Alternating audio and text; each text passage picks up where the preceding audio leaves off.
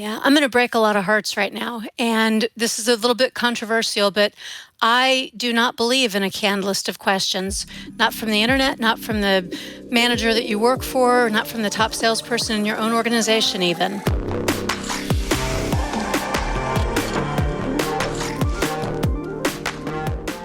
Hi, everybody. This is Jason Marc Campbell. Welcome back to the Selling with Love podcast. Today, we're going to be talking about some of the origins and the misconceptions that happen around sales and buying. And at the end of the day, we're all trying to find solutions to problems and meeting each other's needs. So how does that look like? How does that get built into a sales process in a way that it doesn't seem pushy? It doesn't seem like we're manipulating or taking advantage of people, but really coming from that place of service and really making sure that we're being more efficient in the way that we create our businesses, do our sales process, and act as sales representatives as well.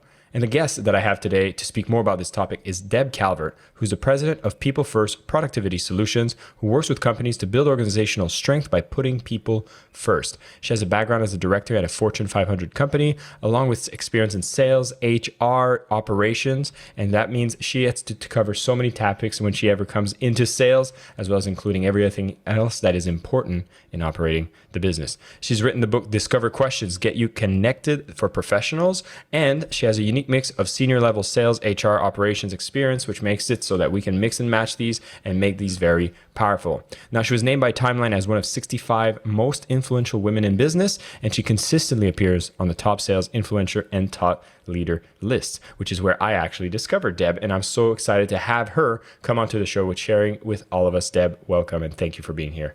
Hey, Jason, thank you for bringing me in. I'm the one who's excited to be talking with you and your audience.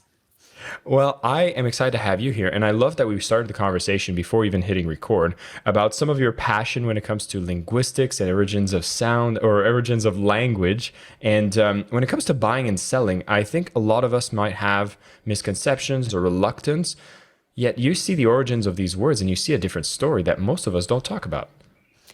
I do, and as a buyer side researcher for both Discover Questions, Get You Connected, and for Stop Selling and Start Leading, I'm very empathetic to buyers. And yet, my entire career, actually, since I was 5 years old, I've always been in sales. And so I get a little puzzled at this tension between the two parties. So I discovered something sort of interesting that I think is a very, very important reminder to all of us. And it's because I'm just a word nerd. And I like word etymology, the origins of words. So check this out. Right? The original word for buying or buyer was Bycgan, Bycgan, Bycgan. And it meant to acquire something to meet a need. That was the meaning of the word, acquiring something to meet a need. And then the original word for seller was sellan, Sellan. And that original meaning, going way back to when the first word was very first used, it meant to offer something to meet a need. And I love the symmetry between those two things because in its purest form, buying and selling intersects where there is a need. You have a need, I can meet your need. And that's how simple and elegant it should always be. That's where selling is noble and not at all, like you said, pushy or manipulative. Yeah, I love that it has these wonderful origins, which begs a question that I need to follow that up with, which is what happened? Like we have so much, baggage and misconception around sales, and I can't say every salesperson is pure, and you know that as well. So what happened? Why are we finding ourselves with a world where sales is being used in such manipulative ways? We're not just trying to meet the needs of the person, we're actually trying to meet our own needs more than anything else. So what has happened over these years? Well, I think that we all bear a little bit of responsibility here because we have let some of these negative stereotypes of our profession change even the way we think of it. And instead of rising above those negative perceptions and showing our buyers something else, we've allowed those perceptions to linger. We've sometimes, because of a quota chase or something else that is an extrinsic negative motivator, takes us in the wrong direction, takes us away from meeting that need. So I crusade against the word salesmanship. I think that the word sellership gives us a chance to reset everything and also just level the playing field. Because when you think salesman, sadly, Right? People think about some of those stereotypes, those movies, and those icky personas that nobody wants a part of. Deb, you're hitting the nail on the head. I extensively speak about this as well because I think that's it. We walk into a cinema for an entertaining film. So we're not going to see a film that's about, very professional and deeply listening sales representative who goes out and meets people's needs with no drama and great customer support. Doesn't make for an interesting plot line as much as The Wolf of Wall Street, where there's so much drama, manipulation, and we think of these salespeople that can speak fast, read scripts, manipulate people.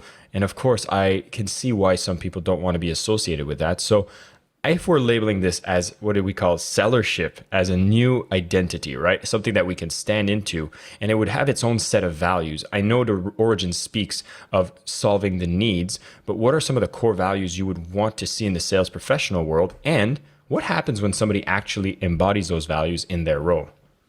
Oh, that is such a great question. Let me say one more thing about sellership.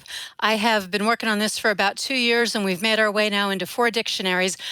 The more you use that word out there on the internet especially, the more the other dictionaries, some of the bigger ones, will be likely to pick it up. So help me out. Use the word sellership. So I expect so many people to use the hashtag sellership, and I'm going to put a link in the show notes so you can see exactly how it's written. And I will encourage you all to go and share on LinkedIn or on Instagram with hashtag sellership if you like the ideas that we're sharing on this episode and on this podcast. Awesome. All right. We're all going to be a part of something big here by getting it into the big boy dictionaries.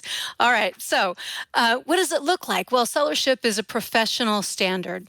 It's about rising into that place where you're genuinely helping someone, right? If you're selling with love, that means you're selling with the other person in mind. You're selling to meet the need. You're selling a little less selfishly, right? You're going to benefit because you're going to develop a great reputation. People are going to count on you. They're going to make referrals for you. They're going to help you out when it comes time to be differentiated from all the other stereotypical negative personas of sellers. They're going to remember you. And to make that happen, what are the qualities and traits is what you asked. What makes that happen is that you show your care in even the smallest of ways. So you, first of all, establish credibility by following through on promises and commitments. Right? You do what you say you will do. That's a huge thing for buyers. It's the number one thing that they commented on in our panel study that we did a few years ago with 630 B2B buyers. So you think about your word as your bond. If you say, I'm going to call you at 8 a.m., you don't call at 8:45 because there's already this negative perception of sellers, and now you just added to it. But you hold yourself to a high standard of following through on promises and commitments.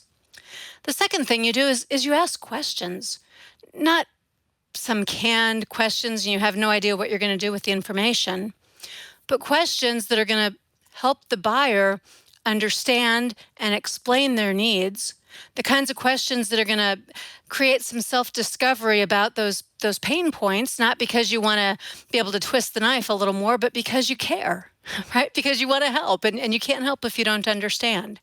So you're asking insightful questions to get to that place where you and your buyer understand commonly what it is that this need's all about. And then I'll just put one more out there. I'm sure there's a much longer list, but it's that you are caring enough to find solutions. Maybe you have to work a little harder. You have to get a little creative. You have to do something above and beyond. But when you do that, and when you involve the buyer in doing that, you're creating an experience for them that, again, underscores how much you care and how committed you are to meeting this need. I am loving everything you're sharing. It's resonating with me so powerfully. And so there was 2 things I wanted to dig into. You said number 1 is about asking more powerful questions, because some of those points are things that, okay, I can work harder. I can make sure I'm more accountable. I can show up. I wanted to be able to understand their needs better. When it comes to asking questions, is this something where I can go on the internet and find some lists of powerful questions to ask? Is this something I can be trained on? Is there a set of questions that should be within my toolkit? How do we start developing maybe more confidence in knowing that the questions we ask are going to be actually useful to giving us the answers we need to understand them better? Yeah, I'm going to break a lot of hearts right now. And this is a little bit controversial, but I do not believe in a canned list of questions, not from the internet, not from the manager that you work for, not from the top salesperson in your own organization, even. Because I have seen far too many times that even good questions, when they're canned, take you off course. When you've got a list of questions, suddenly you stop listening. You start recording the answers. You forget what you're going to do with the information. You miss vital cues and clues that you should drill down into something the buyer just said. It's more like taking a census or a survey if you have a list of questions. Now, I have no objection to getting yourself educated by looking at lists of questions and understanding what their purpose is as a conversation starter. But I would much more advocate for you to become skilled in the art of asking questions and listening well. I think that'll take you a lot farther. I love that. And in essence, if we go out there and we can be doing some studies, and I know you're going to be probably a fan of this, but you can see that there's differences when you ask questions, whether it's a why question, how question, what questions. Are there a little rule of thumbs that people can maybe think about, or is this something we really need to go get some deep training about? I can give you a short version, and yes, you can learn more. But we know from brain scans, and you can just observe this in your everyday conversations. Let's call it three kinds of questions. When you want a short answer, like for a point of clarification or confirmation, you use a helper verb at the front of the question. Do, does, is, are, will, would, can, could, right? All of those helper verbs create the kind of question that somebody could answer with a yes or a no. They'll probably give you a little bit more than a simple yes, no, unless they're from New York. New Yorkers, they're just going to give you yes, no. but but you're going to get quick answers, and literally the answer is going to come faster because you are signaling by that phraseology of your question, you're signaling that what you want is a short, quick answer. Now, the ones you mentioned, who, what, where, when, why, how, and which, those are the only words in the English language where you can put those at the front of a question. I'm talking about a sentence that ends in a question mark. And those will invite a little deeper thought, and you will get a richer answer. So anytime you want to draw something out of your buyer, absolutely try to use those instead. But the most powerful form of all is not a question at all. It's a command statement. It's not going to end in a question mark. It's going to make a command. Describe, tell me about, explain, help me understand. Put those at the beginning of a sentence, and be careful. Don't make the accident of putting one of those helper verbs in front. It's not, can you help me understand? It's, help me understand, right? Don't fall into that trap of using the helper verb because it weakens your really great command statement. Wow, that was some amazing insights that people will be able to go back, listen to this again, because you just had a blueprint of some of the things you can work on in the structure of where you do your sales presentation and you speak to your customers so you can understand them better and direct the conversations in ways that you're going to find things you never would have found if you were just using canned responses. But just understanding how the mechanics work will make you so much more rich in that conversation. Now, I did mention there were two things I picked up from your previous answer, and I want to go back to the other thing, which I think is really interesting. You talked about involving the buyer into the process, and I'd love to get maybe an unpacking of what would that look like, because oftentimes we think like buyer is over there, seller, I'm over here, so I need to just do everything myself. But you're talking about involving the buyer. What does that mean, and how does that look like? Yeah, this is the customer experience. And everybody, think about yourself as a buyer. You're looking for something that's novel, it's interesting, you're participating in creating what you want, your imprint is on it, you're making micro commitments to it because the more involved you are, the more it feels like yours, the harder it's going to be to say no to it later on. So you could think of all sorts of retail businesses and restaurants that use this model. Think about, for example, the burrito place where you walk down, or the pizza place where you walk down the line and you say, a little bit of this, no, none of that. Hey, can I have some of that? And you think you're making something that's special and unique and it's all your own because you're involved in the creation. And it's no different with anything that you sell. You could sell a commodity type product where there is no variance in the product and still involve the buyer in delivery dates and shipping and preferences for how they want to communicate and how frequently they want to get called back from you. There's so many things that you can give them a bit of their own involvement that commits them to you and to the process. God, as you're saying all this, I'm thinking about my experiences purchasing on Amazon. Then I thought about my experiences. You mentioned burritos, so I have Chipotle in my head, and I'm like, I haven't had that in ages because it's not available here in Southeast Asia. But then, of course, I went into the what I would call the OG of this, which would have been Subway. I think. I Yeah. think Subway was the one that really got you involved in making your sandwich, and it was such an experience that was different than anything else we had seen before. It's true, but the research tells us where Chipotle has been exponentially more successful than Subway is in this one thing. It's about the menu board. Subway gives you, what, 50 choices, and you have a You're number. right. And Chipotle makes it feel a little bit more personalized. Now, a burritoista at Chipotle will tell you, basically, I make the same 10 things all day long. But Chipotle has deliberately chosen not to put that up on a signboard because they want it to be more of your own. I'm just recalling this because what you see when you walk into that restaurant is just pick your ingredient, pick your base, pick your this. But when you go to Subway, it's like veggie delight, tuna sandwich, like they label it for you. But here in Chipotle, you have a more intimate experience.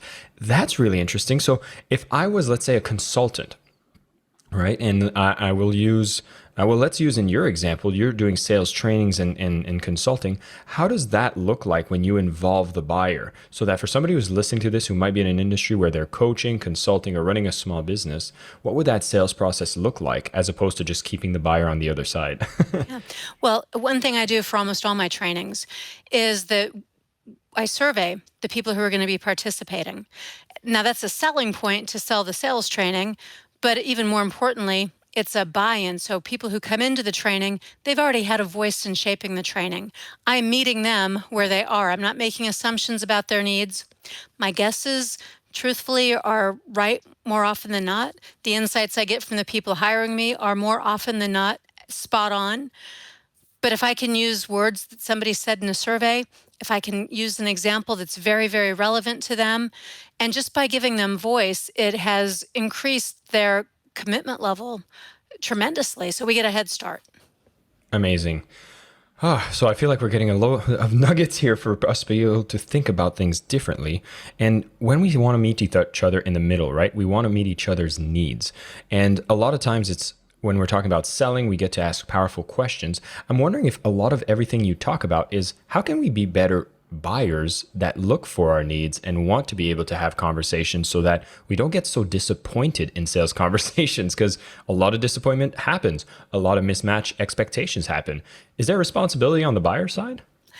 Yeah, I do think as buyers, we've become, oh, more like divas.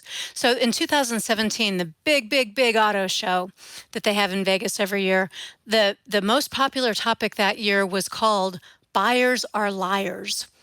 And it was popular because, right, sellers are feeling a lot of challenge from buyers. Buyers are very empowered. They have lots of options. We don't want to disrespect any of that. But buyers, you are missing out when you don't give a seller a chance to ask you questions, when you just want to go straight to price because you think you've done all of your research. You're missing out, truthfully, on things that you haven't even thought of, that a good seller who's got a desire to meet your needs can help you to see differently. And that's time well spent, whether you buy from that individual or not. Yeah, I like that. And, when I often have these conversations, we look at the spectrum of salespeople from the good, the bad, the ugly, the great. I want to put a couple labels there. Because it's an unregulated industry, we do have a lot of people that get into sales that might not have the proper training, experience, and it leaves for having a negative sales experience in the process, given that there's so many numbers that might have not received the type of training that they need to become effective salespeople. Is this something we should set higher standards? Like you're already talking about buyers being divas, but should we not tolerate negative sales experience? Should we demand more from the sellers? And is there anything that we could do to expect more from sellers so that they actually show indications to businesses that we do need to invest in training them? I think that's a fantastic question. It's actually several questions. So yes, I think there should be professional credentials for sellers, for sellership to be a professional title. I think that that would be extremely helpful. The problem is that a lot of people in many, many, many different camps have come at that, and it hasn't been fully unified. But as sales degrees and programs become better established in universities, which they are, every year there are more of them, I think we'll eventually see that happening. Buyers, you should be demanding. You have a right to work with people that are responsive to you and who professionally interact with you. But I think instead of making blanket assumptions about every seller, that you give them a chance. Because if you mistrust and bucket everybody together with those negative stereotypes, then that's what sellers respond to. So you're sort of getting back what you put out there. And it only perpetuates the problem on both sides. So, what I like to do, because I buy things too, I get calls from sellers. I like to tell them, here's where you're really rubbing me the wrong way. I've said that, right? And as a buyer, here's something that would make a big difference to me. And as a sales trainer, I'm giving you a little bit of free advice. Take it or leave it. So why not, right? People can only do better if they know. I don't know if this ends up being a good example or not, but I remember in the movie Boiler Room, which was again an example, an illustration Yes. of the Wolf of Wall Street, there was a person trying to sell him a I think it was a subscription to the New York Newspaper. Times, or it was a newspaper subscription, and then the person said stop, you really did a terrible pitch, and then told him to correct the pitch, and then when he made a better pitch at the end, he's like, so do you want to buy? He's like, no, I'm subscribed to another Yeah. newspaper. It was such a funny scene, but if anybody's interested, go on YouTube, look for Boiler Room newspaper. You will see something very funny about what Deb was just describing here. Deb, this has been a fantastic conversation, and I feel like there's a lot more that we could unpack when it comes to sales. And there's two more questions I wanted to ask. Which first one is, I understand that sales is important. I understand that I want to be one of the people that's part of this movement that's going to talk about sellership, and I want to be better in the way that I show up as a salesperson, business owner, consultant, coach, creative.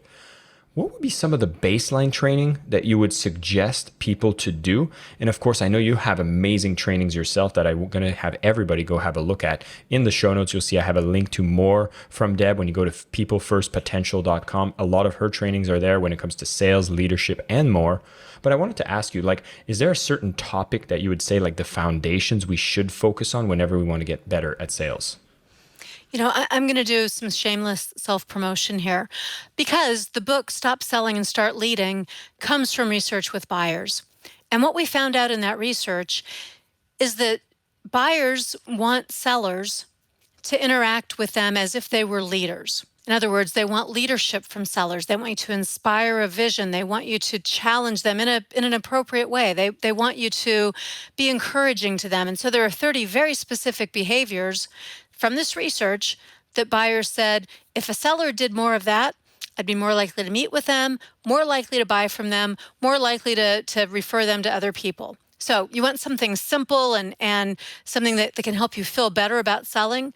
Well, it's to show up as a leader, and that book will tell you how to do that according to buyers. In terms of what you need as training, I'm going to say that that's a little bit more specific about what you sell, how you sell, and I do think that on People First Leadership Academy, you'll find some good resources there. So, and if you don't find them in either of those places, I am also very well networked, and I'll give you lots of other resources.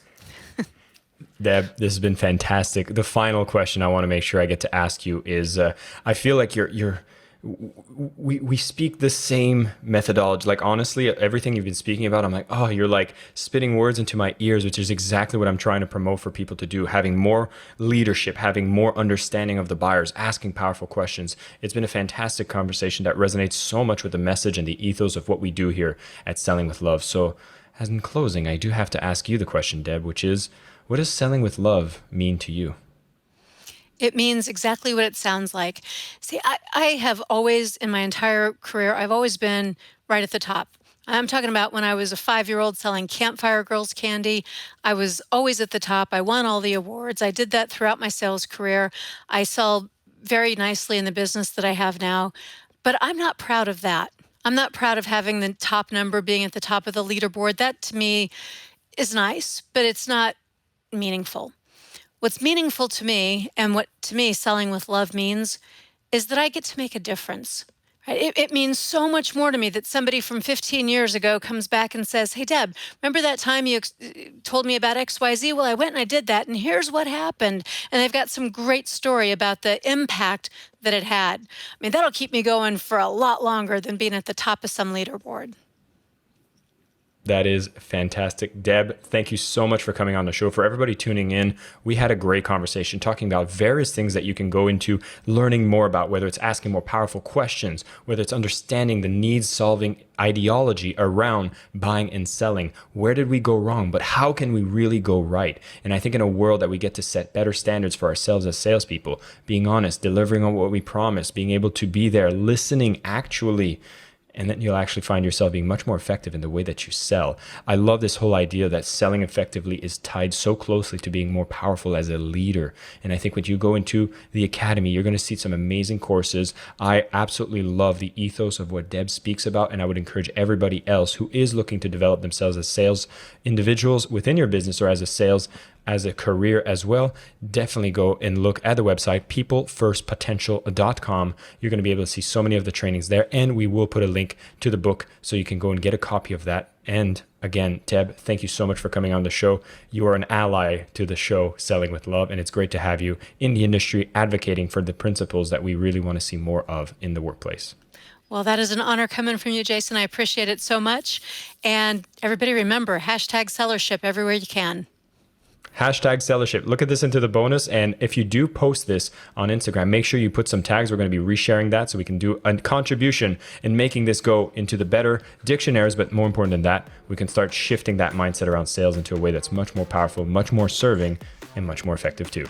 Deb, once again, thank you for your time. And everybody else listening, keep selling with love. I am your host, Jason Marc Campbell, and this is the Selling with Love podcast.